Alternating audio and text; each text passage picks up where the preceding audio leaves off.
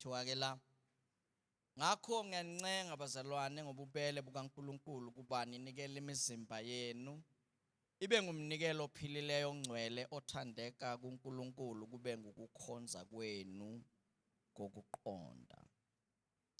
Ningalilingisi lelizwe kodwa niguqulwe isimo ngokwenziwa ibe intsha ingqondo yenu ukuze nibe nokuhlolisisa okuyintando kaNkulunkulu okuhle okumhlophe okuthandekayo nokupheleleyo.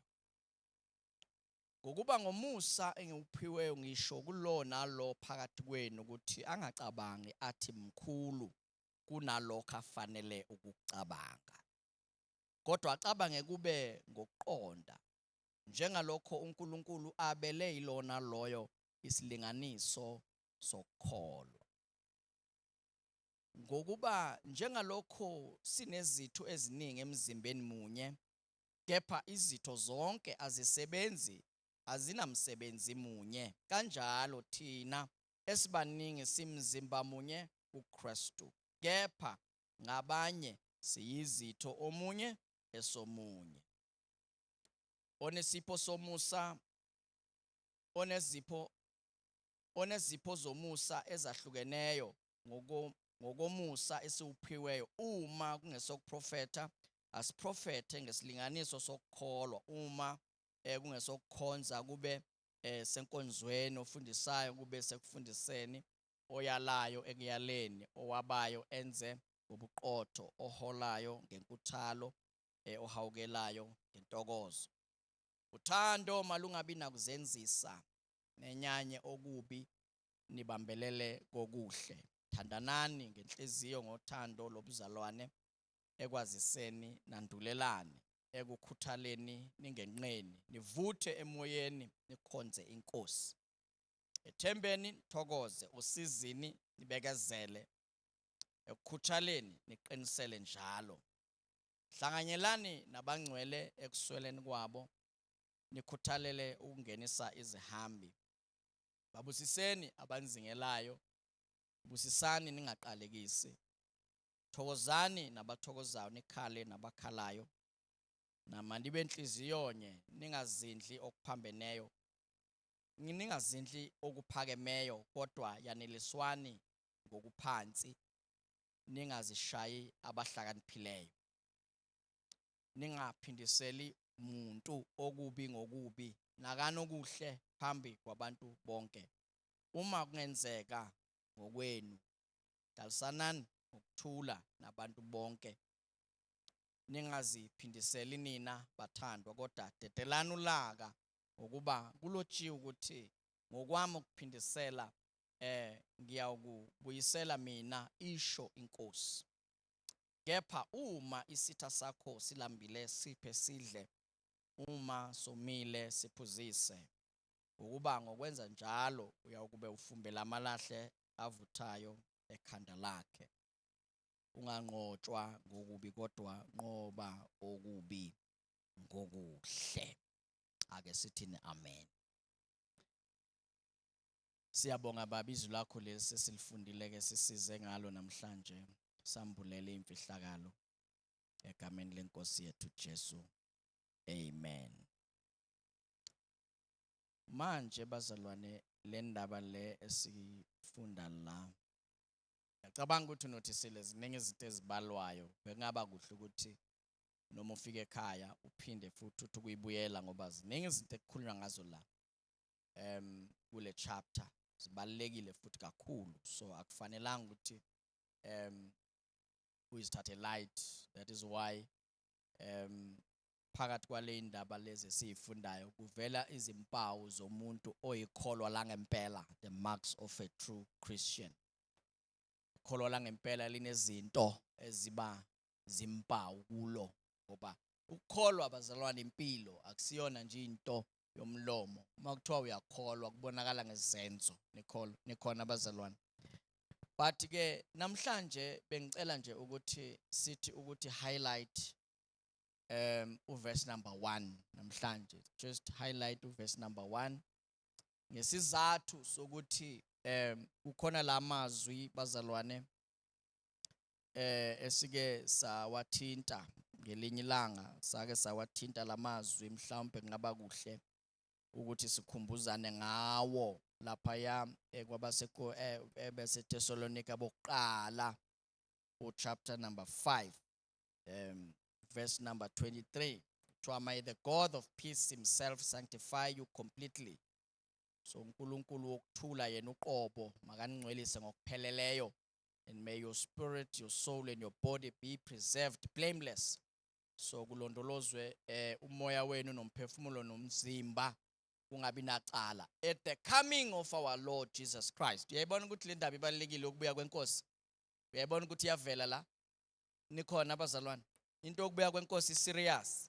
Tshela makhelwane serious into yokubuya kwenkosi.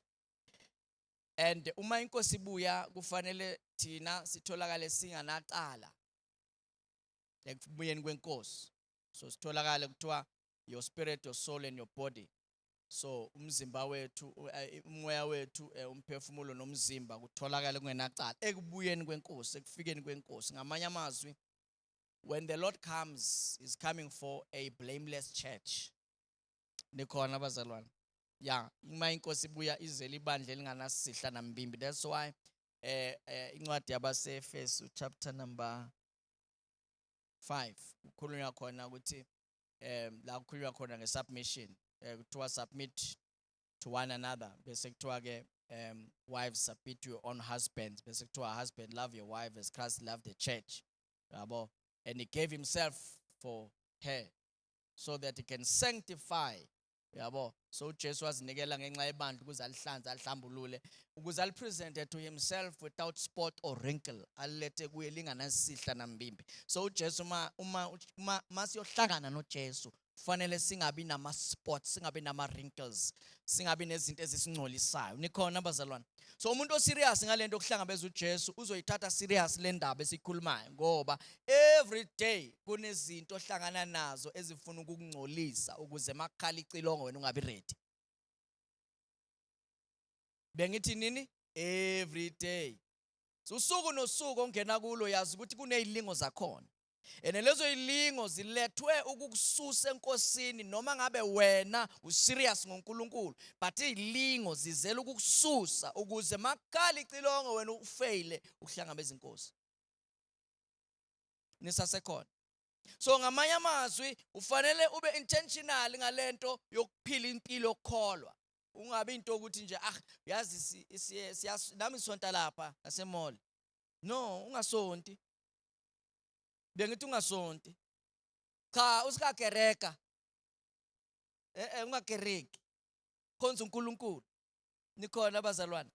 So lamazwi esiwafundayo ke manje uPaul ke kuRomans 12 uthi ke ngiyancenga ke bazalwane, so I beseech you brethren by the mercies of God, uthi to present your bodies as a living sacrifice. Ukuthi ngiyancenga ukuba ninikele ini imizimba yenu ibe yini, ibe ngumnikelo ophilileyo othandeka kuNkulunkulu, kube ukukhonza ke lokho kwenu kokuqonda.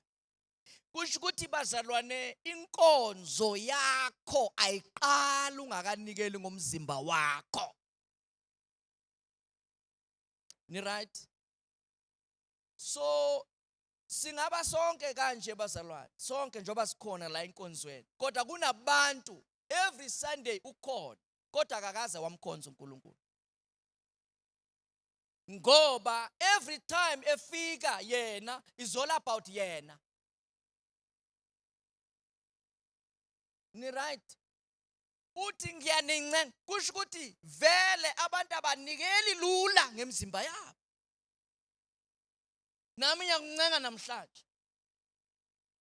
Ngiyakuncenga. Khumbula le ringtone at Araba phone. Araba phone.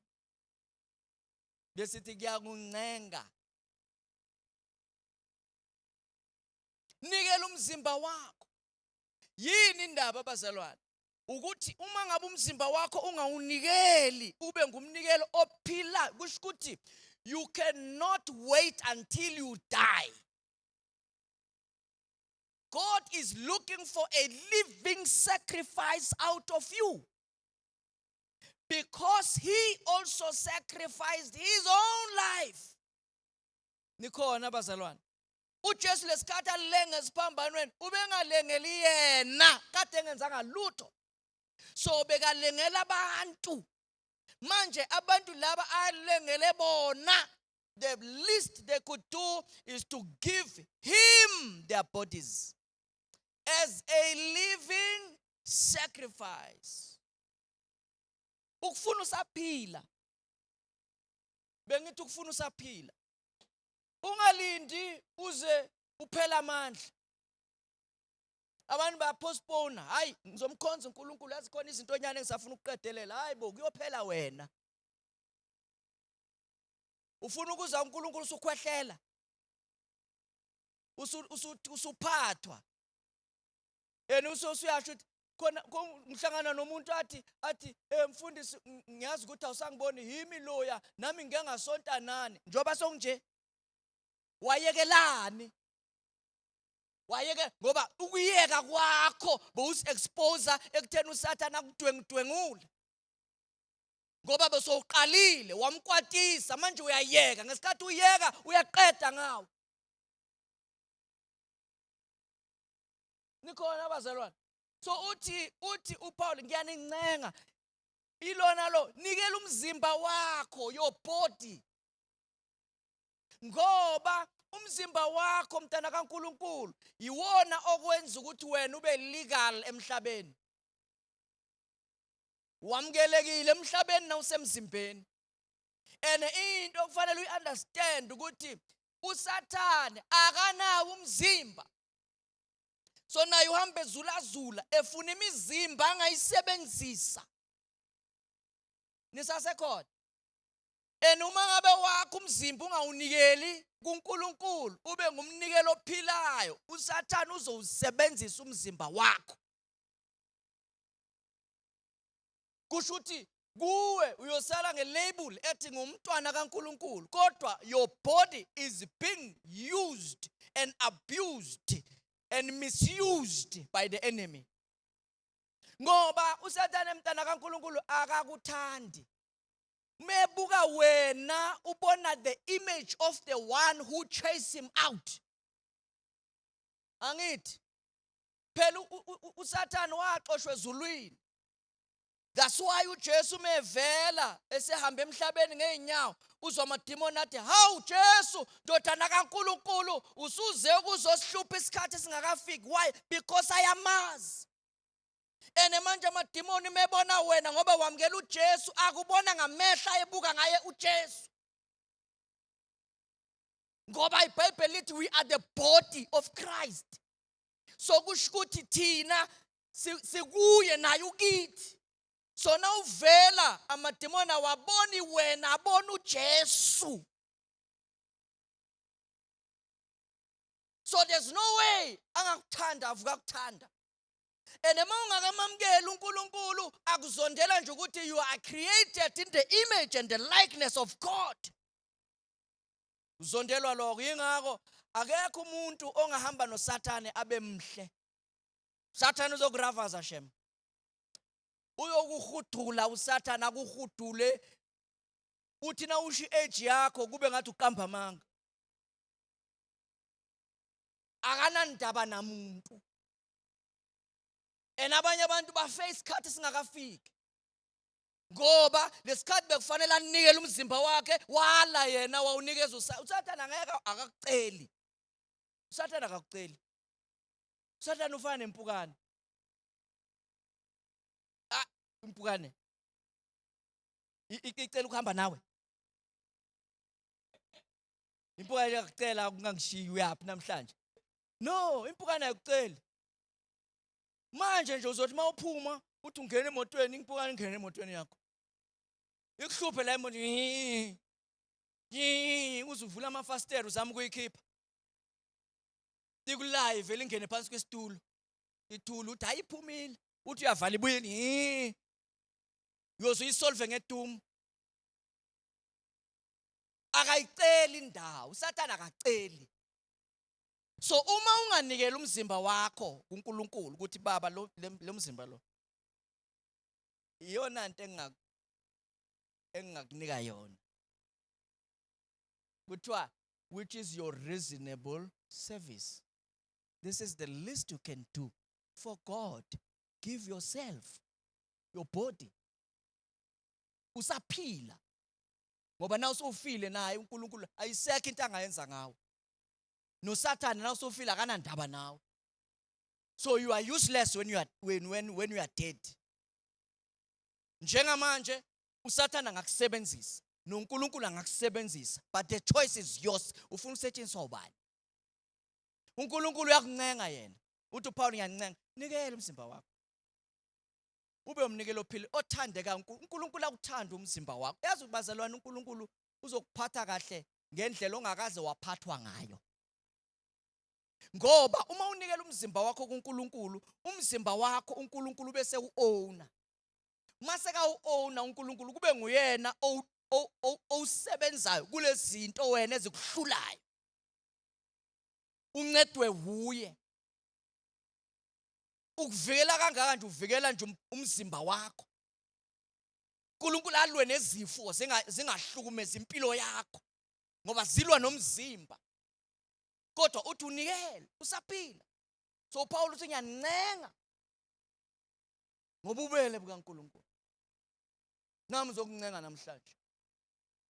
Uma ethi a living sacrifice bazalwane, igama nje elithi sacrifice lisho ukuthi there is pain involved. Nisasekhona. So awukwazi ukuthi kuthiwe ukhiphe isacrifice umhlatshelo. So awukwazi kuthiwe ukhiphe umhlatshelo kodwa akuphumanga gazi. So umhlatshelo nomhlatshelo unepain ngaphakathi. That's why umzimba wakho na unikela kuNkulunkulu as a living sacrifice, kusho ukuthi umzimba wakho can testify ukuthi is business unusual. Ngoba umzimba wakho manje khona izinto ongasazinikwa. Nisasekhona. Wena angithi wena udecide uthi Nkosi, this body belongs to you. So ngesikhathi usho njalo kusho ukuthi now this body is on the altar. Now lo mzimba wakho use-altare likaNkulunkulu. Uzosetshenziswa uNkulunkulu ngendlela athanda ngayo. So umzimba wakho manje lezi zinto kade uyithanda sewuthola no as an answer. Ngoba awukwazi ukuthi uthi unikele ngawo kuNkulunkulu uphinde uqhubeke nama-agenda kaSathane okade uwenza ngomzimba wakho. Ngoba imibuso mbili kuphela. Ayikho mthathu, 2. So if awufuni ngomzimba wakho, uSathane uzoziqhubekela emzimbeni wakho. Ngoba bonke abantu abangakaze banikela ngemizimba yako kuNkulunkulu, vele uSathane ubhizi nabo. Hayi ukuthi uzoba uvele ubhizi nabo. Mtshela umakhelwane ubhizi. Ngibuza ukuthi awukahlangani naye. Ngoba sazi phela mangabe ungakaze wanikela ngomzimba wakho, you should be struggling. Na ufunda izwi lenkosi noma uzwe izwi lenkosi ulizwa lik-offenda likushaka kabuhlungu ngoba lilwa nezinto ezenzeka emzimbeni wakho. Ukuthi ayifanelanga zibe njalo lezi zinto lezi. And uyamangala why ungakhona ukunqoba? Awukhoni because umzimba wakho awuzange uthi surrender. Hayi uNkulunkulu nje ufuna inhliziyo kuphela abazalwane kahle. Akashongo ukuthi ufuna inhliziyo kuphela. Kuthi uyithanda inkosi uNkulunkulu wakho ngayo yonke inhliziyo nakhona. Uyabona laba abantu ufuna inhliziyo kuphela abasho yonke, bamnika nje half nyana. That's why masungena kwezinye izinto enhlizweni futhi bayakwata. uNkulunkulu ufuna yonke inhliziyo yakho, wonke umphefumulo wakho, yonke ingqondo yakho, onke amandla akho. Amandla ke asemzimbeni. Nikhona. So awukwazi ukuthanda uNkulunkulu ngomlomo kodwa izenzo zakho zingakufakazi lokho. Ngoba nabantwana bakaIsrayeli uNkulunkulu washo wazikhulumela wathi nina yanibona ningikhonza ngeindebe zomlomo kodwa inhliziyweni ikude. So uNkulunkulu uyabona masemrobha basalwane. Bengithi uyabona masemrobha. Ungarobha usimakade. Bengithi ungamrobhi. Akarobheki. Akafani nogogo wakho. Ongazi ukuthi uhola malini igrant. Hayi gogo iphelele yiyo yonke le. No. uNkulunkulu ngeke umrobhe. So nikela umzimba wakho. Yakuncenga. Nikela ngomzimba wakho. It's for your own benefits. Now, silandelela ke bazalwane izinto iBhayibheli elizisho ngomzimba yethu. Ni right? Sizilandele. Right. Izinto iBhayibheli elizishoyo ngani? Ngemizimba yethu. Ngoba njoba kuthiwa sinikele ngawo nje funa understand ukuthi umzimba lo iBhayibheli ithini ngawo. Kwenzakalani ngawo? Uma unikeliwe kunjani na ungakanikelwa kunjani? So iBhayibheli izosikhulumela. Right. Romans chapter number 6. Romans 6. Right. Mhlawumbe singaqala phi nje? Kahle kahle siya ku verse number 11. Kodwa kahle hle singaqala mhlambe ku verse 5.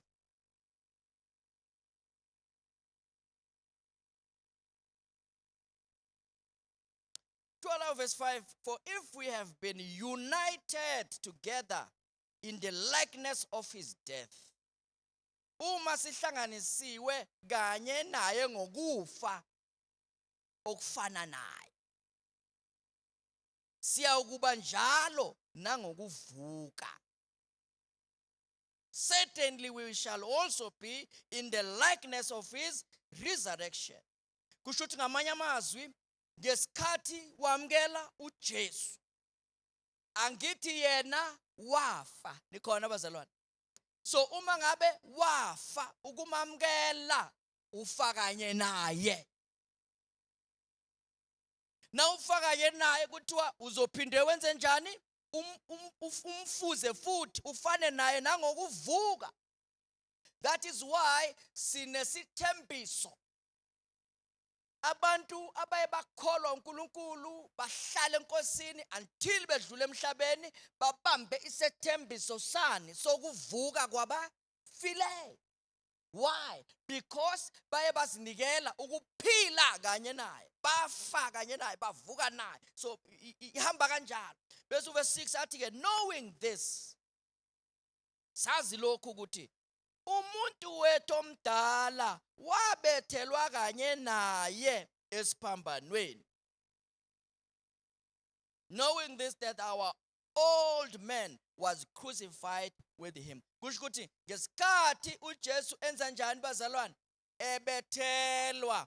He was not alone. He was with us. Nikhona? So our old man was crucified with him. Why with him? Because yena ngokwakhe he had no sin. So ukulenga kwakhe enganasono bekuvula umnyango wokuthi yonke imizimba enezono emhlabeni ibe accommodated kulo wakhe. Nikhona? Ukuze bonke abantu abamamkela bathola ama benefits bangasafi ngoba bafela. So knowing this, that our old man was crucified with him, that the body of sin, umzimba wesono, might be done away with. Yayizwa ke manje. Kusho ukuthi umzimba lo njoba athi uPaul nikela ngawo, kahle kahle ubizwa the body of sin. Uyayithola ngithi? So yingakho uma ungawenzi umhlatshelo unikele ngawo, so your body is still alive, and when your body is alive, sin is alive in you. Angazi ukuthi uyayizwa. Ubizwa kuthiwa umzimba wesono.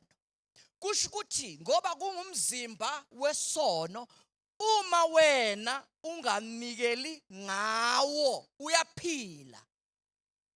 And ngoba uyaphila, ayikho into oyenza ngcono umzimba wakho wesono kunokuthi wenze isono. Uya-understanda kodwa? Nikhona ngempela bazalwane? Awungibuzela umakhelwane, uyayizwa kodwa manje. Umzimba wakho. uJesu ngesikhathi ebethelwa wayenganasono. Kodwa kukhona icredit lapha esiphambanweni yemizimba yesono, ukuthi bonke abantu abasemzimbeni wesono uma bamkela uJesu, imizimba yabo ibisiya transferwa nayo iyothola kula credit. Kodwa kubiza umuntu awunikele umzimba wakhe, athi Nkosi, this body of mine is a body of sin, so I cannot live in sin in this body, so I give it to you. So lento enza ukuthi umuntu aqhubeke eyikholwa ephile esonweni isimple, kusho ukuthi akakangunikela umzimba wakhe wesono. And umzimba wakhe wesono ayikho into engcono oyaziyo kunokudla isono. Nisasekhona? Phela umzimba wakho akekho umuntu owawutrainer, kodwa uyamaster isono. Umzimba wakho isono uyasimaster. That's why umangaza umntwana omncane osathetha, ukumbona ukuthi eloke udinga wena ukuthi umphakamise umgeze uyamvu, kodwa ukumbona akushintsha ubuso, akubheke kabathi.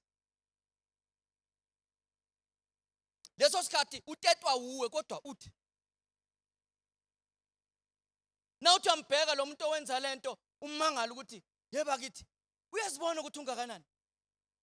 Athe suka bekuluma ibele, iyakubonisa lento ukuthi umzimba wesono lo mntwana uhleli kuwo. So akekho umuntu omfundisayo ukwenza izinto ezirong. And uma ngabe lo muntu ezokhula engamazi uNkulunkulu uya-upgrade ezonweni. Kulesikhathi namhlanje kunabantwana abancane boma 3 years, 4 years, 5 years bane engalethusayo. Umzali wakhe akasamazi ukuthi amenzeni lo mntwana enusengaka. Iyakutshela lento ukuthi siphila kwesinye isikhathi and umzimba wesono nanku. Lo mntwana lo uzokhula azashaya umama wakhe uma ngabe lento yakhe ingalungiswa le. Yini indaba? Usemzimbeni wesono. Icrime ingaka nje imizimba yezono yonke le yenza lezi zinto lezi.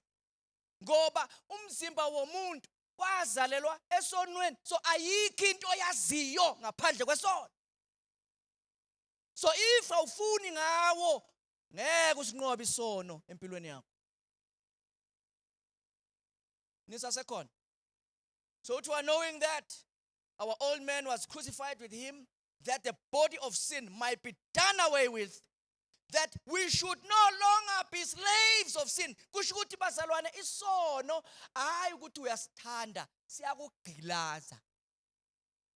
Ngoba noma ungasafuni uzithola uyenza. Bazothi uthakathiwe, wathi hayi ayikho phela lento uthakathiwe lo. Kanti akathakathwanga, umzimba wesono uboshiwe lo muntu.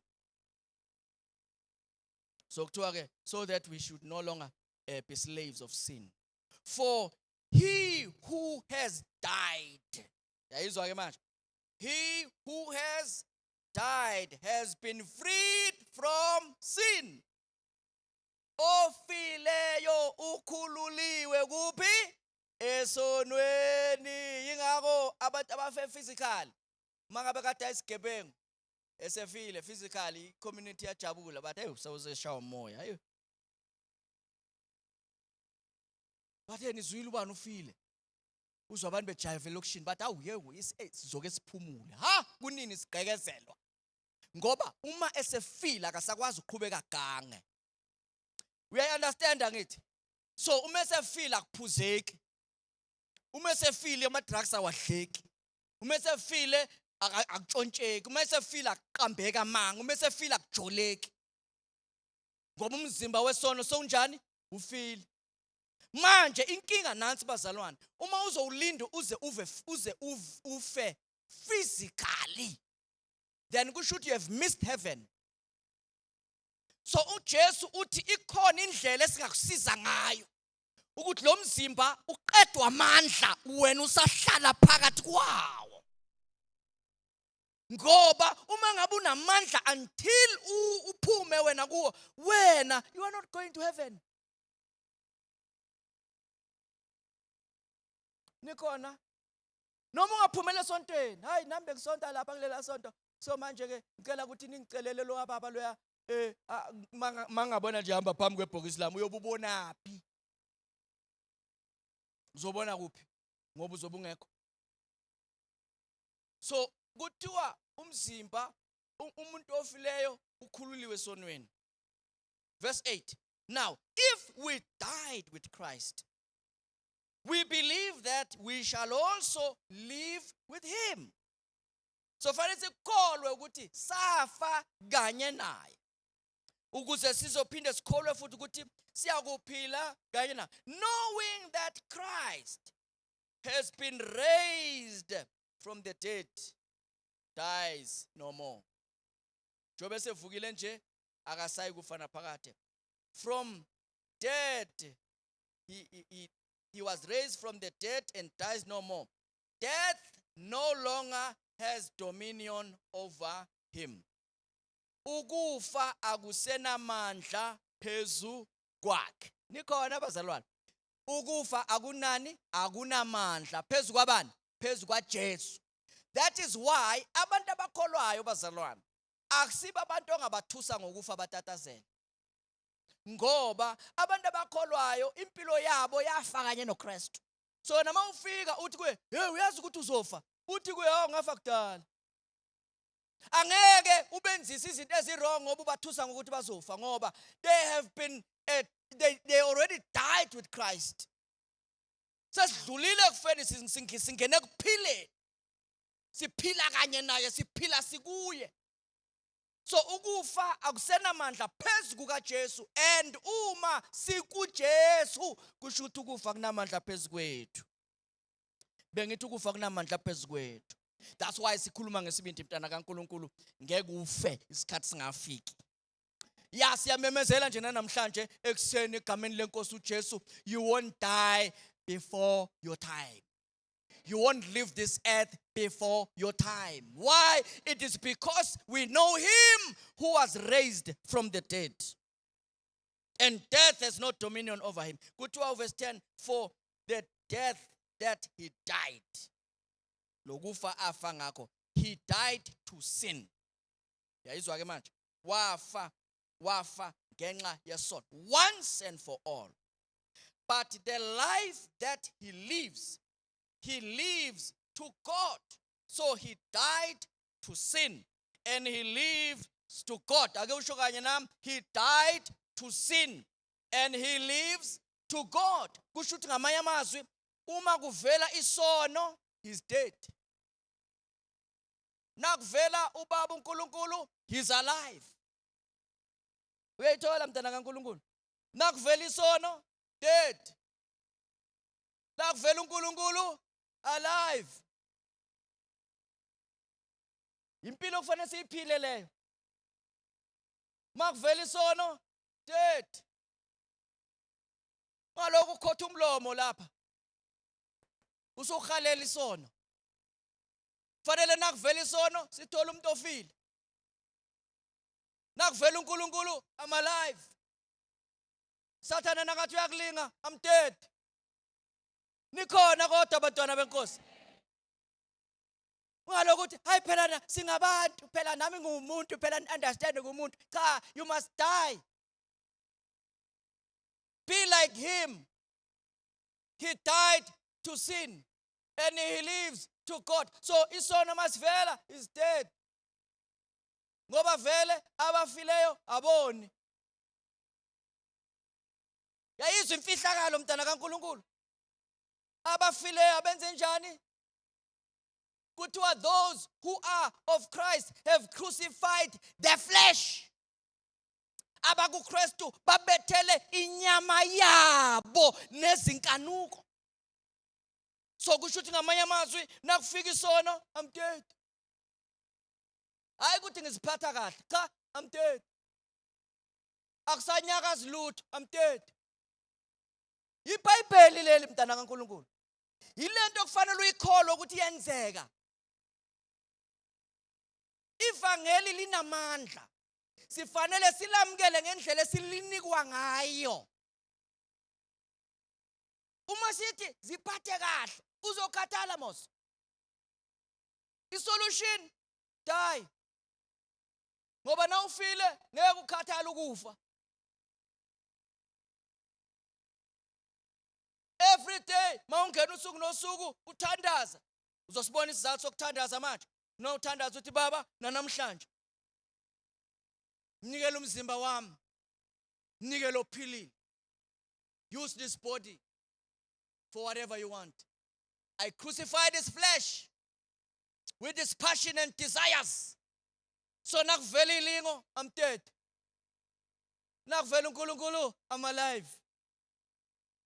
Uyayizwa kodwa mntana kaNkulunkulu.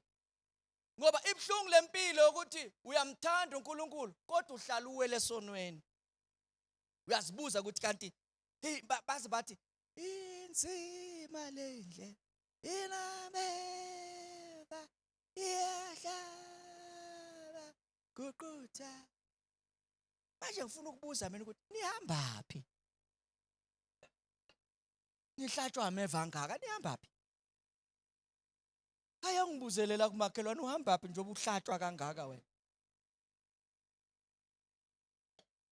Ngoba lendlela esikuyo bazalwane akushiwonga ukuthi nameva. uJesu akanameva. He is the way.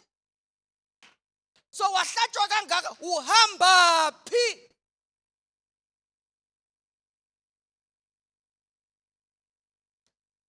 Noma ungakhumula icathulo uhambe la kuTarot, you are safe. Khumule nje icathulo uhambe la kuTarot. Kodwa uyikhumulile icathulo ngena lapha esigangeni lepope salidance. Kusho ukuthi ngamanye amazwi bonke abahlatshwayo sebaqedile ukusiphendula, abekho kuJesu. Noma engathandaza, uthandaza engekho kuposition. Indlela enguJesu ayinawo ameva. Kuyahambeka kule ndlela. Kuyaphileka kule ndlela. Siyakhona ukunqoba kule ndlela. Kunento ezinhle kule ndlela. Kunokuphila kule ndlela. Bazalwane le ndlela iyaphila yona ngokwayo. Indlela ephilayo le. Yingakho wangena kuyo ukuphila kungena kuwe. Kuthiwa indlela yobungcwele. Holy highway. Ongcolile akahambi ngayo. Kodwa yabantu bakhe. Kuthiwa noma laba abahamba kuyo noma beziwula abaduki. Le ndlela ihlula abahlakaniphile. Ihanjwa iziwula abantu abangafundanga. Abantu abangazi nesingisi. Abantu abangakwazi ngisho ukubhala bayihambe le ndlela. Bangalahleki. Kodwa laba abafundile bayalahleka kule ndlela. Akusindlela oyihamba ngokuhlakanipha komuntu le. Fihlakalo nikela umzimba wakho. So kuthiwa likewise verse number 11. You also. Yayizwa kade sizela. Like kanjalo ke, ake uthi kanjalo ke. Uyabona ke manje. Kanjalo nani manizisho ukuthi ningabafileyo maqondana nesono. Uyayizwa ke manje? Sibuka bani bazalwane? Sibuka bani? uJesu. uJesu maqondana nesono, he is dead. Because the death he died to sin. So when sin appears, he is dead. That's why bazalwane uJesu ngisho esahamba kulomhlaba, he was never, mhlambe ngithi he never fell into temptation. Akawelanga esonweni kodwa walingwa. Yini into emenza angawele esonweni? When sin comes, he is dead. When God appears, he is alive. Bese lithi ke kanjalo ke manizisho nani ukuthi ningabafileyo maqondana nesono. Ake usho ngomlomo wakho ngingofileyo maqondana nesono. Consider yourself. Yeah. To be dead indeed to sin, but alive to God in Christ Jesus our Lord. So nathi singabafileyo maqondana nesono kodwa siyaphila kuNkulunkulu ngenkosi yethu uJesu. Asiziphileli ngoba kukhona wasifela. So lama benefits siwathola ngenxa yokuba kuJesu Kristu. Kusenza ukuthi sibe ngabafileyo maqondana nesono kepha siphile ngokukaNkulunkulu ngenkosi yethu Jesu Kristu. Verse number 12. Therefore, do not let sin reign over your mortal bodies. Ngakho makungabusi isono emizimbeni wenu ofayo. Ungavumi ukubuswa isono kulomzimba wakho ofayo. Ngithi ungavumi isono sizenzele umathanda empilweni yakho. Ngoba mawenza njalo ulahlekelwa iposition yakho kuKristu Jesu. So maningabuswa isono emzimbeni wenu ofayo, nize nilalele izinkanuko zawo. Kusho ukuthi ukubuswa isono emzimbeni kusho ukulalela inkanuko yenyama yakho noma yomzimba wakho. Ukuyilalela kusho ukuthi inyama yakho yonke into eyifunayo uyayinika. Yiko ukulalela la lokho. So yika ukuthiwa that you obey, you should obey, you obey it in its last. So kusho ukuthi kulula umuntu uma engayibambi lento uba obedient to your body, obedient to your flesh. Izono eziningi abantu abazenzayo bazama ukunelisa inyama yabo. Kodwa into abayikhohliwe, this is a mortal body. Umzimba ofayo kusho ukuthi unelisa into ezofa. That's why you cannot have eternal life kanti you are investing in a mortal body. Awukwazi ukuthi ungathi unokuphila okuphakade kanti i-investment yakho ifake emzimbeni ofayo. Lo mzimba lo okuwo uyazazi nawo. Nikhona abazalwane. Kuthiwa inyama negazi akuyi kulidla ifa lombuso kaNkulunkulu. That is why uma kukhala icilongo into uNkulunkulu azoyenza kwabaphilayo is to revive this body, change this body. Lo mzimba lo ungasabi yilo physical but ube spiritual. Kuba ne transformation yindaba ngoba lolu hlobo lolu lomzimba angeke luyezulwini. Luyazazi nalo. Mawungadlula emhlabeni intuthwane ziwulindile lo mzimba. Njoba wena uphilela ukusatisfy nje. Njoba wena yonke into efuna umzimba wakho uyayinika. Unika into okungathi nangabe udlula emhlabeni wena. Lento oyinika iattention kangaka wena. Yodliwa intuthwane. Uke wacabanga lokho? Hayi ngiyabuza uke wacabanga kahle. Angikuzwa mntana kaNkulunkulu. Angisakwazi noma uyavuma noma uvuma.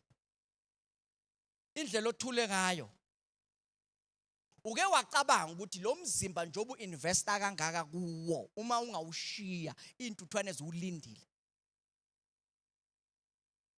Njengoba uphilela wena ukwenza lo mzimba wakho ube yilento ofuna ube yiyo. Uke wacabanga ukuthi una ungawushiya lo mzimba ulindwe ezintuthwane ezingana mercy.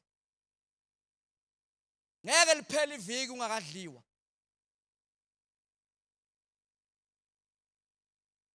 Uma ngabe intuthwane ziyakwazi ukungena ekhabetheni lakho ulivalile, ngeke zihluleke ukuyongena eboxini. Ngoba ibhokisi likhandwe ngeplaka njengekhabethe.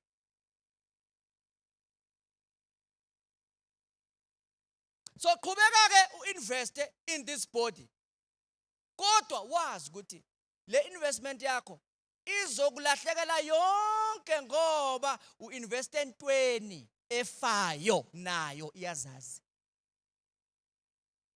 Iproof yokuthi yafa zibheke esibukweni manje wena. Uthatha isithombe sakho sa 10 years ago uthi uzobona ukuthi akufani nayizolo. Iproof leyo ukuthi iyashwa ntwe. Ntwena yatsamaya ntwe. Ntwena itlafela amatla ntwena. Ufese izithombe zakho sasebusha abantwana bakho babuze wena bathi mama ubani lo? Uthi wena yimi lo, bathi mama lo, sisho lo. Angithi ni 3 mama lo. Uthi wena yimi bathi hayi mama masibuka wena nalo anifani. Bese uthi bantu abami ubude bendlela.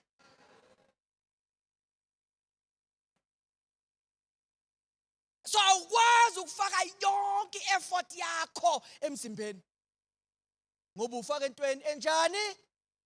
Injani bazalwane? Yafa lento le.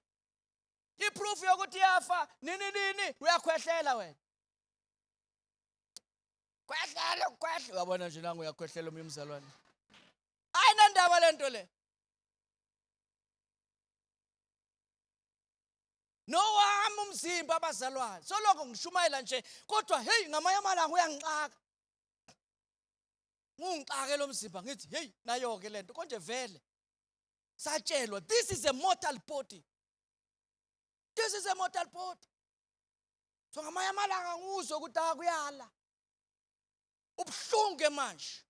Awufuni lutho. Phela abazalwane ukuthi angilovi. Umusa kaNkulunkulu. Ngokuya ngokwalo mzimba bekufuna ngabe ngeke ngilove nje.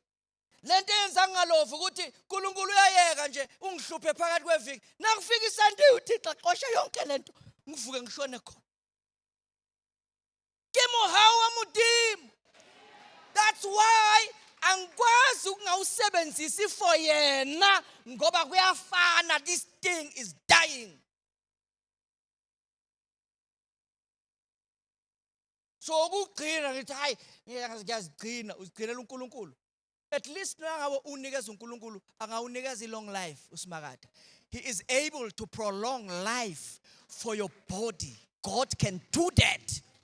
He can do that. He can renew your youth. uNkulunkulu abuyisa ubusha bakho. Uyakwazi ukwenza lokho kodwa provided umnike wona. Kusizana ukuthi awulungise kanti wena wenza intando yakho ngawo. Yafa lento le. Yafa. Is a mortal body. Yafa bazalwane. Uma ngabe okaJesu wafa, then wakho angeke uhlala ungafi. So ke akusizi ke. Njoba uphethe kahle kangaka nje. Uphilela wona. Ubona kahle ukuthi uNkulunkulu akawudeserve.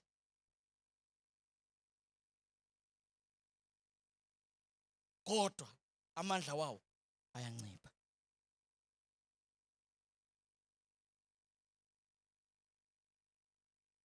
Uzigcina ukwazi ukugijimisa abantwana.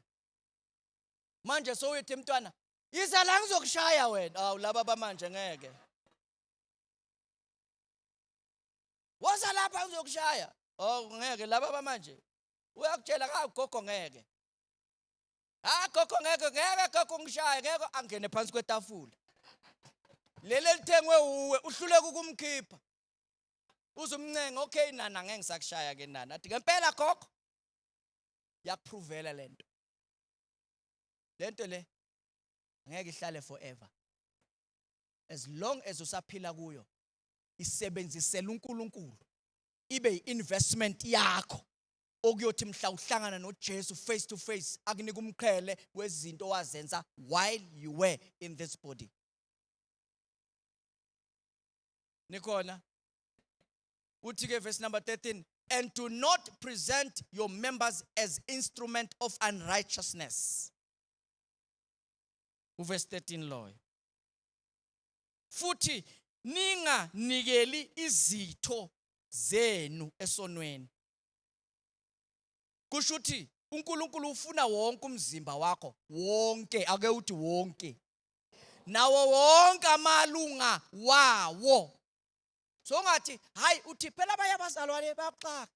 Mina bazalwane uNkulunkulu ngimnike baba ngiyanikela konke wami. Leso sikhathi ukhuluma ngalo half. Khona abantu abasindiswe half kuyale. Insindiso yakhe isuka la ifika la. Ukusuka la kwenzansi akasindiswanga. Uyangizwa ukuthi ngithini? Insindiso yakhe ihamba nje. Abanye insindiso yakhe ihamba ithi igcine la. Ayifiki la. Ngoba la kunezinto zakhona. Umnikazi uyazazi. So uyamthanda uJesu ngenhliziyo yami yonke. So insindiso yakhe ihamba ithi ngoba ngapha kunezinto zakhona nala kunezinto zakhona. Hlangana naye Monday uzoyibona into zakhona. Uzumfanisa, uye lo kade senkonzweni. Uye ngempela, ya uye. Yini indaba? Insindiso.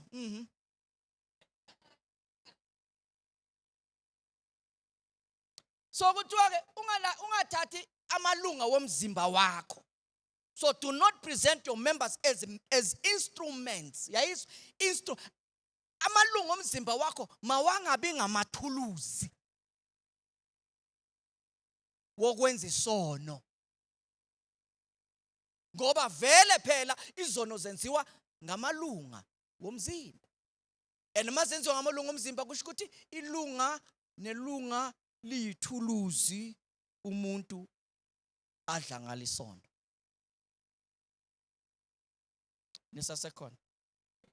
And ungayithatha la ethi wena, hayi uNkulunkulu ubona inhliziyo yami, uyayibona vele.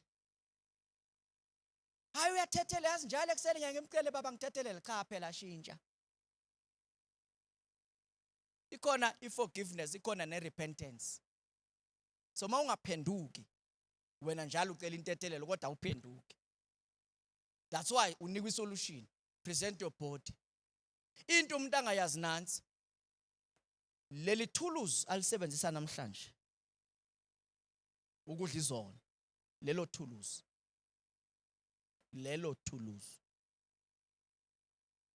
Mayefika edlule emhlabeni. Akaye ezulwini. Point number 1. Esikhokweni la yakhona kuyashisa. Kodwa lelo tools lelo. Kobe kuvutha lona kakhulu. So ngale esikhokweni abantu ababuzana ukuthi wena ungeneleni la. Wena ulethwe ngaliphi? Uyabona njengasejele abantu bayabuzana lapha ndoda. Na uboshiwe, nami ngiboshiwe ungeneleni wena? Nami bangibuza lesikhathi ngiboshiwe lapha. Mfundisi ubekwa yini lapha ncegu? Uyabona ke. Kuyabuzwana phela. So but esikhokweni akubuzwana. Umuntu kubonakala ngomlilo. Kubonakala ngetorment. Ukuthi strong ngakuphi. Yashisa kona esikhoko sonke siyashisa. Kodwa kukhona ukuhlushwa okuspecific. Okuye kuqondane straight nethuluzi ebekade lisetshenziswa. Uma ungangikholwa lalela uJesu esixoxela ngesicebi esafa. Athi uJesu saphakamisa amehlo sisesihogweni. Sabheka sabona uAbraham noLazarus esifubeni. Samthandaza baba Abraham ngiyacela ngithumele uLazarus cophoze adlule emanzini acophoze umuno wakhe eze ngapha ngoba ngiyashakulela ngabe. Wena ungakhohlwa lamanzi akhuluma ngawo amanzi walomfula wamanzi aphilayo. Umfula wasezulwini. So it drop a1 bengamsiza lo baba lo.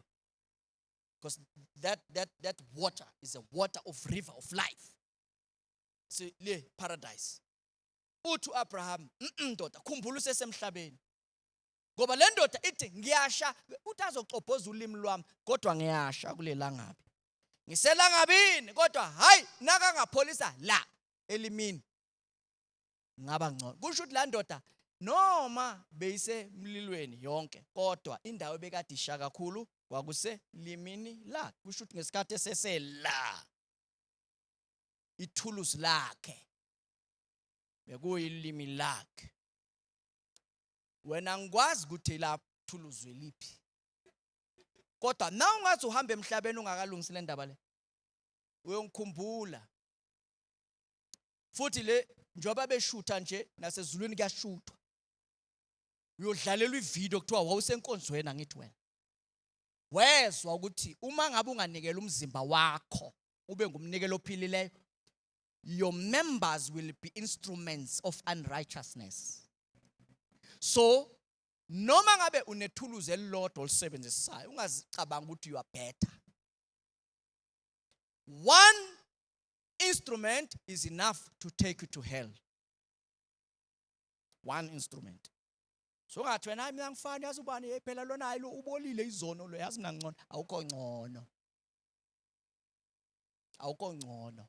Noma una one lo onenqwaba lo akusho ukuthi lo yovutha yonke indawo. Wena kodwa ukusala lophelele endaweni eyi1. So babodwa abayobe bevutha ngapha. Amalanga bevutha kakhulu.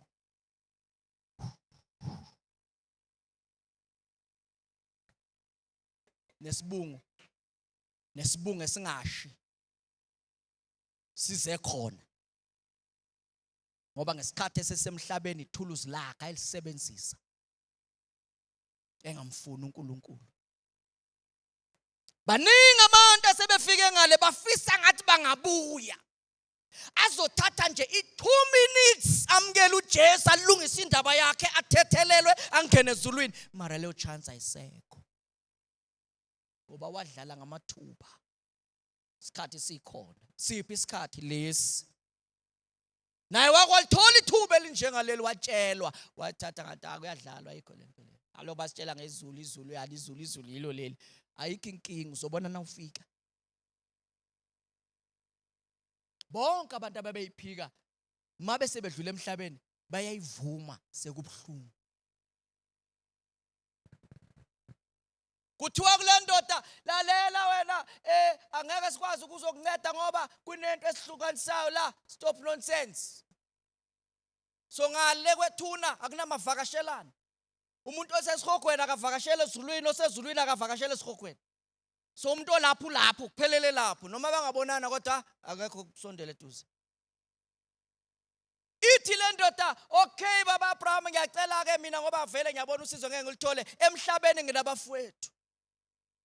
Lempilo bekiphila ngiyazi ukuthi baphila yona. Njoba ngila ngisha ngizothi ngisasha ngibone gqi kungena omunye.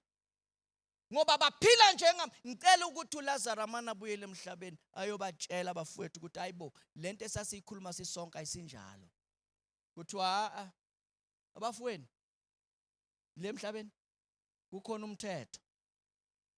Kukhona abaprofeti. Ngamanye amazwi kukhona izwi likaNkulunkulu. Kukhona abafundisi. Lalela mntana kaNkulunkulu. Izwi likaNkulunkulu ilona elisisizayo ukubalekela isihogo nezinto esizifundiswayo. Nangabe ukhonza endaweni la ungatshelwa khona ngesihogo nezulu nginguwe ngabe ngiyabaleka. Ngoba uyophelela khona. Akekho umuntu ongenza kahle engatshelwanga ukuthi enze kahle. Akekho umuntu ongaziphatha ngendlela ethokozisa uNkulunkulu engatshelwanga ukuthi le ndlela le inkulu iye kubhujisweni. Baningi abahamba ngayo indlela encane yekuphileni bayingcosana bayifumanayo. Abantu bacabanga ukuthi ukuya ezulwini as long as u-attend isonto every Sunday, hayi nami ngiyaya, hayi yazi phela since unyaka uqalile ngibonile yazi lento okuhlala nje ayincedi. So ke nami ngiloko ngiyadodobela khona. Hayi kona kunzinyana kodwa hayi ngiyaya. Hayi ukuya akusizi. Indaba ubudlelwane bakho noNkulunkulu nokushintsha kwempilo yakho. Ulahle izinto uNkulunkulu athi ilahle. Uthatha izinto athi zithatha, uphile ngendlela ezoyenza uNkulunkulu akubuke athi I'm happy ngempilo yakho. If you don't do that, you are just a church goer. Wait until you die. Uzoyibona ingxaki enkulu. A serious problem. Ngishumayela nje nami ngibona ngisoba la ekhanda. Ngingashumayizi wena bese ngiyasala mina. Ngizigadile kwasanami. Nkosi sisi impilo yami. Uthi uPaul ngingathi sengigijime kangaka kwaliwe mina. Ayisijoke lento. Usho le? Lutho. Mabe understand ngabe ushiya namhlanje. Bethi Nkosi ngiyayishiya le ndlela. Nikela umzimba wami wonke. Yenza le ntando yakho ngawo. Ngoba kuyafana. Mawungamniki wona, uSathane uzowusebenzisa. And uSathane ara usebenzisa uzoba nama-tools la in your body. Your members will be tools, instruments of unrighteousness. So uzophila impilo engamthokozisa ngisho usonta bazalwane. Uma ngabe ngempela bathi South Africa is a Christian country. Kodwa into exakayo, if it was a Christian country, why this corruption engaka? If it was a Christian country, why this adultery engaka? Lo mjolo engaka, bufebe obungaka, lo tshwalo obungaka, lokuthakatha okungaka. Bathi Christian country. Izinto ebezibonakala ngaphandle zingene esontweni. So izwe nebandla sekuyinto efanayo. So iChristian country kanjani? Dingakathi Jesu akusibo bonke abathi Nkosi Nkosi abayawubona umbuso kaNkulunkulu. Yilabo abenza intando kaNkulunkulu. Uthi uJesu ungenani ngesango elincane namhlanje ngizoletha isango elincane. Akungeni noma yini lapha kulela sango. Awungeni nemthwalo yakho, imthwalo yakho isala ngaphandle. Ngoba isango lencane. Imthwalo yakho izono. Ezulwini kungcwele. Silwela nje ukuba ngcwele. Babalekela abantu asebedlala isonto. Khona uhlobo lwabantu abadlala isonto manje. Indaba enjengale siyikhulumayo mayiphuma inkonzo bayenza ijoke.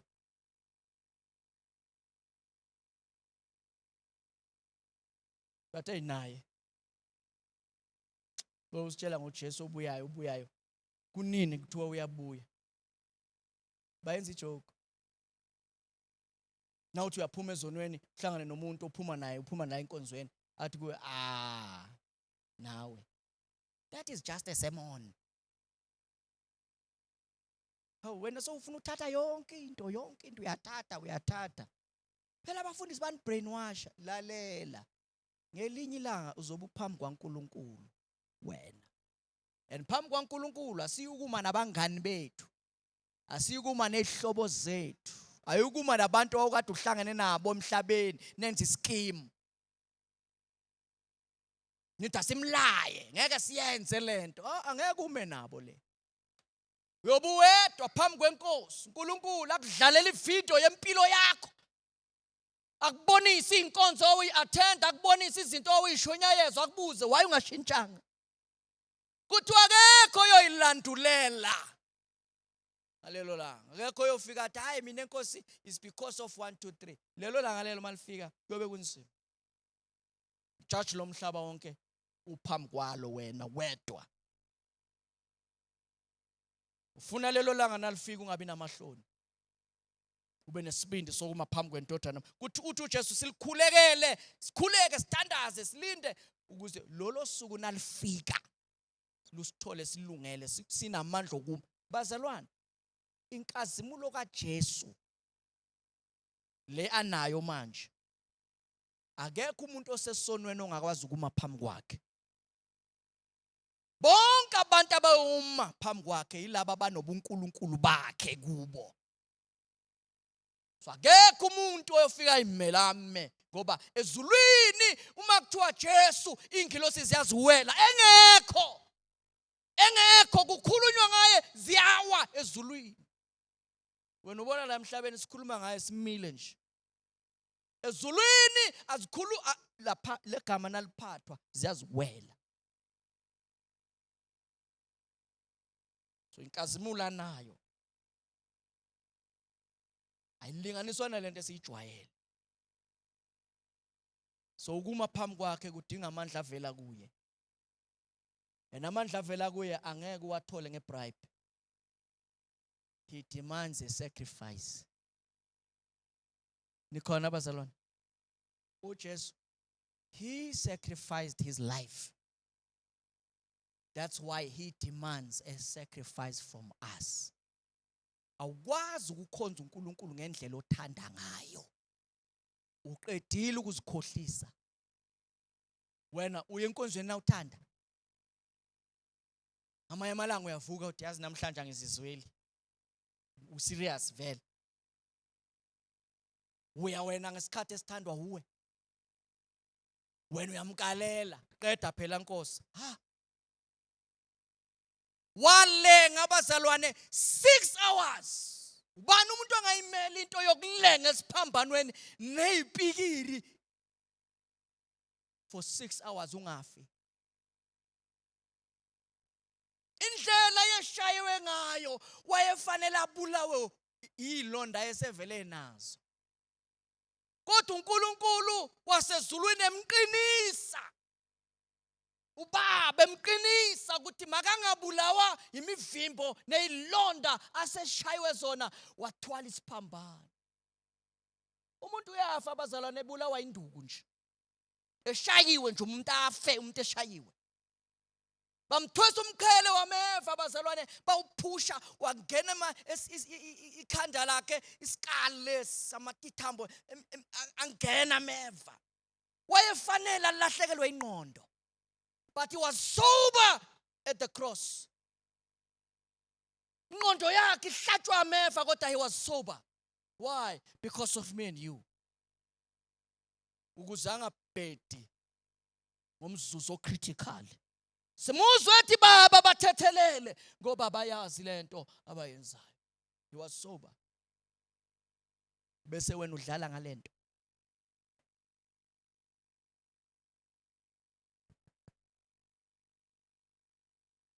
The sacrifice engaka. Bese udlala ngayo. Hayi. Phela ngeke manje thina sesiloku siphilela isonto manje sesiphilela isonto manje siyeke yonke into siphilela isonto. We understand that is sacrifice eyenziwa. Ungayimela wena uma kungathiwa kuyofa wena ufele wena. This type of death. Ukufa yebo phela uzofa vele ukufa. Kodwa nangathiwa ifa ngendlela uJesu afa ngayo wena ungayimela na? So he gave his life for you so that you live for him. He died for you so you can live for him. It will be selfish of us bazalwane ukuthi athi esifele bese thina singamphileli ofele thina. Angazi noma uyayizwa. Ufele thina. Yini into esingamenzela yona? Ukumphilela. Siphilele yena owenze njani? Ofele thina. Ngoba uma siziphilela kusho ukuthi asibongi ukufelwa kwethu. Yingakho ngeke sikhona ukubenefit. Give your body as a living sacrifice. Nikhona kodwa bazalwane. Cela ukuqedelela nje lamazwi. verse 13, and do not present your members as instrument of unrighteousness to sin, but present yourselves to God as being alive from the dead, and your members as instrument of righteousness. Kusho ukuthi amalunga womzimba wakho angasebenza ukudumisa uNkulunkulu manje. Awasatholakala ezonweni kodwa atholakala kuamalunga owasebenzisayo wokuthi udumise uNkulunkulu. For sin shall not have dominion over you, for you are not under the law, but you are under the grace. Sindiso bazalwane, it is the grace of God. Salvation is the grace of God. Namhlanje ngizothi kuwe ukhona umusa kaNkulunkulu. Ake sivala amehlo sizothandaza. Khona umusa kaNkulunkulu.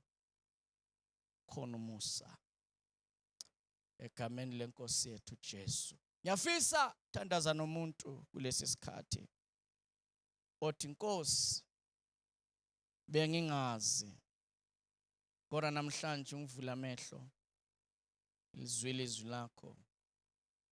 Ngiyawunikela namhlanje umzimba wami, nginikela umphefumulo wami, nginikela ingqondo yami, nginikela umoya wami kuba ngikhonze wena. Ngiyafisa ukuqala kabusha, ngiyafisa ukuthethelelwa. Ngiyacela ukuthi la ukhona nje, ngaba ungogo, ngaba umkhulu, ngaba ubaba, ngaba umama, ngaba umuntu omusha, ngicela ukuthandaza nawe. La ukhona nje masinyane bengicela ukubona isandla sakho, siyathandaza. Sikuasharela enkosini uqala uhambo olusha. Kuyaqaleka kabusha, kuyaqaleka. Sizathu sokuthi uzwe ivangeli is because there is an opportunity to change. uNkulunkulu usafuna ukukusiza ingako uzwa le ndaba oyizwayo. Ngiyacela ukuthandaza nawe namhlanje. Nangabe ukhona nje ngicela ukubona isandla masinyane sesiyathandaza ungasali ngaphandle. Khona yini namhlanje uthi Nkosi siza impilo yami. Namhlanje nami ngiyamamukela uJesu. Ngiyabonga sisi. Khona umunye othi angisali. Thank you ma. uNkulunkulu akubusise. Thank you mfowethu. uNkulunkulu akubusise. Phamisa masinye isandla sakho ungasali ngaphandle. Ngicela ukuthandaza nawe. uNkulunkulu akubusise. Ungasehlisa usiphamisa kanjalo sothandaza nawe. Thank you. Thank you so much. Ngiyabona izandla ziyaphakama. Ngiyakubonga mfowethu. uNkulunkulu akubusise. Thank you mama. Thank you so much gogo. uNkulunkulu akubusise. Ukhona umunye othi nami angisali. Ngicela ukuthandaza nawe nje. Phela sikuasharele enkosini uqala uhambo olusha. Thank you so much. Ngiyayibona izandla ziyaphakama. Ngiyacela ke wena ophakamisile isandla masinyane phakama ume ngeenyawo zakho siyothandaza. Sukuma nje la ukhona ume ngeenyawo zakho. Ngicela ukuthandaza nawe. Sukuma ume ngeenyawo zakho. Ngicela ukuthandaza nawe manje. Ngicela usukume ume ngeenyawo zakho siyothandaza. Thank you so much. Siyathandaza manje. Ngicela uthathe esinye isinyathelo. Sondela uzela ngaphambili. Woza la ngaphambili. Ngicela uzela sizothandaza nawe. Sondela sizothandaza egameni lika Jesu. Sondela sizothandaza. Sondela sizothandaza.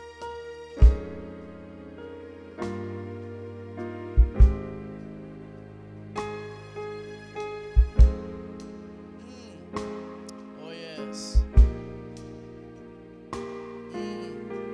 Sondela sizothandaza, sondela sizothandaza.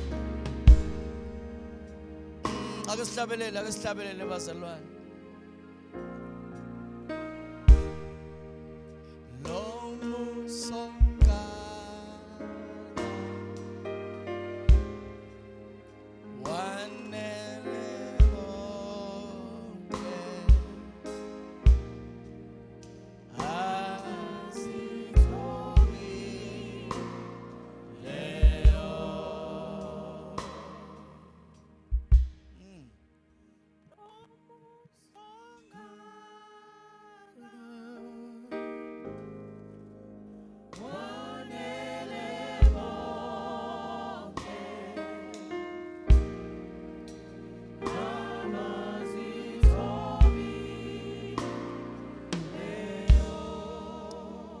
Konosele bazalwane, konosele kufuna simlinde sheshisa. Ngicela ungasali ngaphandle.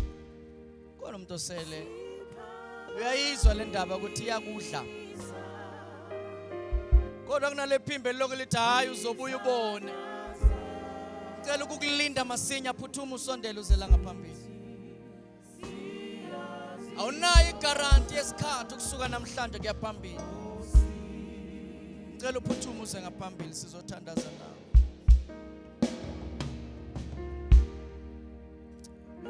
Thank you so much. Thank you. Thank you. Thank you. Thank you. Thank you. Thank you.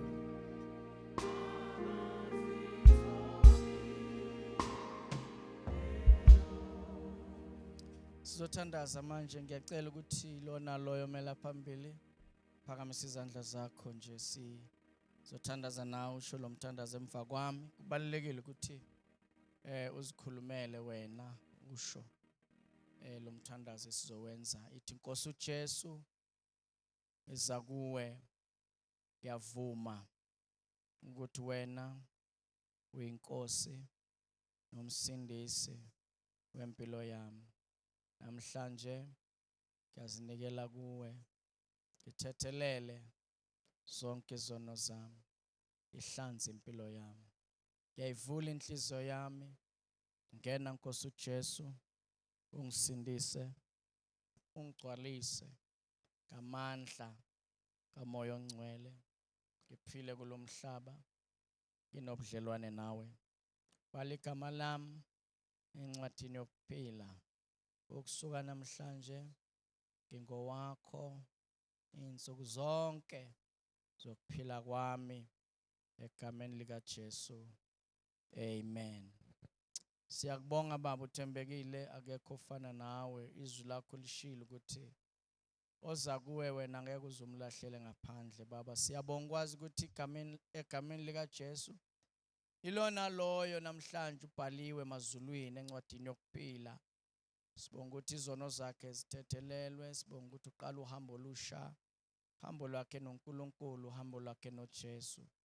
Siyathandaza ke Baba ukuthi umnikeze amandla okunqoba empilweni, umnikeze amandla, umnike ukuhlakanipha egameni lenkosi yethu uJesu. Uzibonakalisa uNkulunkulu, izwi lakho lithi okungenzeki kubantu kuwe kuyenzeka. Baba sikhuza yonke imimoya yobumnyama ehlukumeza abangcwele bakho, uNkulunkulu wethu onamandla. Njobe semukela uJesu nje, siyadeclare ukuthi now usengumntwana kaNkulunkulu. Akasiyona indawo yezinto zombuso obumnyama, akasiyona indawo yamademoni. Egameni lenkosi uJesu siyathandaza Baba ukuthi inkazimulo yakho mayikhanye empilweni yakhe, uziveze uthembekile. UNkulunkulu wena wedwa Baba, akekho njengawe. Egameni lenkosi mlondolozeke Baba usuku nosuku, umgcine, umupha amandla amasha egameni lenkosi yethu Jesu. Amen. Siyabonga kakhulu, kungahlisa izandla zakho. Ngicela nje ukusho lamazwi kini. Angazi ukuthi abantwana laba ukhona umzali ohamba nabo na? Abazali bakhona abazali bahamba nabantwana. Hamba nabo bani? Ubani? Abazali. Ngiyacela njalo abazali, abantwana uma bamukela uJesu, kuhle ukuthi umzali amnikeze moral support. Ungathi na ufika ekhaya uthi hawu usemncane nje aka-understand nje lento ayenzayo. No. I-serious kakhulu. uJesu uthi bavumelene abantwana. So ngiyacela abazali ukuthi nibakhuthaze. Abaphe nama-pamphlet, nawo ama-pamphlet. Ngicela ukuthi niwathathe.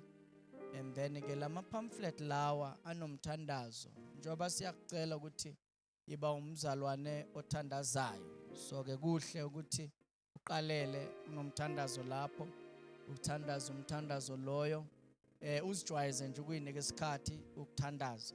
And then njoba namhlanje uzile endlini kaNkulunkulu, ngicela ukuthi ungasayeki ukulwela ukuthi uhlala ukhona, ngoba ziningi izinto sazozifunda kule ndlela.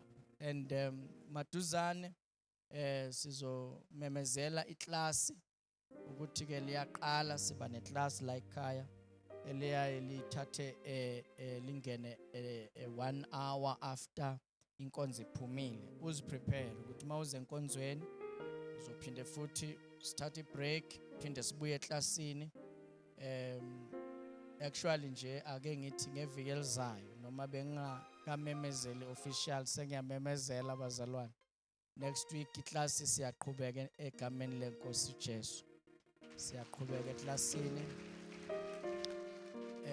Ngiyacela ukuthi lelo klasi lelo bazalwane next week uze uziprepareile sonke ukuze sikwazi ukulungisa neadmin yakhona, sikwazi futhi nokuthi siqhubeke nokufunda lezi zinto uNkulunkulu afuna sizilungise, silungisele ukubuya kwenkosi. So ke njoba kuphethe le pamphlet kukhona amavesi futhi akhona lapho, ngicela ukuthi uwafunde. Funda okubalekile ukuthi uzifundele iBhayibheli uthandaze. So kunamavesi akhona lapha azokukhuthaza, ngicela ukuthi wasebenzise. Abazali ngicela ukuthi nithembeke bazali ukuthi umntwana njengoba amukela uJesu namhlanje ubusuyamsiza ke manje ukuthi ke angasabuyele emuva umntwana. Ashare nawe sibambisane kule ndlela egameni lenkosi uJesu. Bese ngiyacela ukuthi njengoba le pamphlet uliphethe line number lapha enzansi, kune number ekhona. Leyo number leyo isebenzise. Kukhona izinto i-communication, kunezinto esifisa ukukuthumelela zona ukuthi zekusize ukuqhubekela phambili nokukhonza uNkulunkulu. So sebenzisa lo number, uWhatsApp inamba yakho, igama nesibongo nokuthi uhlala ngakuphi, kuzosisiza ukuthi ke siresponde sikuthumelele lezi zinto okufuna sikuthumelele zona. Kodwa next week mawuze enkonzweni iza uready ukuthi uzoba seklasini futhi next week. So iklasi njengoba inkonzo namhlanje iphuma ngo-1, iklasi belizongena ngo-2, then bese lizophuma ke ishe ngabo 3:30 to 4.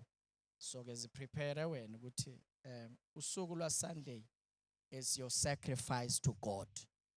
Nikhona abazalwane, niyaziprepare ukuthi usuku lwaSunday nginikele enkosini ngoba it's the least we can do mawubheka lokho esakwenzela. So ngiyacela kakhulu ukuthi ke ube responsible, ungalindi ukuthi uzophusha. Le mpilo le akekho ukubambe ngenkani, so ke zihambele uzigijimele. Ziningi izinto ozozifunda la. Futhi uma kunemibuzo nayo yazi ukuthi sikhona futhi ukuthi ke sizophendula imibuzo nayo, sikusize ukuthi sigijimele endlela size sifike phambi kwenkosi simbone uJesu face to face. Asibashayile ihlombe kakhulu ke bazalwane. Siyabonga kakhulu. Ngiyanikhulula ke seningayohlala phansi. uNkulunkulu anibusise. Thank you so much. Thank you so much. Thank you so much. So ke bazalwane kulesi sikhathi bengicela ukuthi siphakameni sime ngezinyawo. Kulesi sikhathi ungakhohlwa ke ukuthi zenzele isikhathi somthandazo. Iba nezikhathi othandaza ngazo. Zibekele. Ungabe umntwana kaNkulunkulu ongakhuleki ongalifundi iBhayibheli. Izwi lenkosi lamavesi nje bese wafunda qala lapho.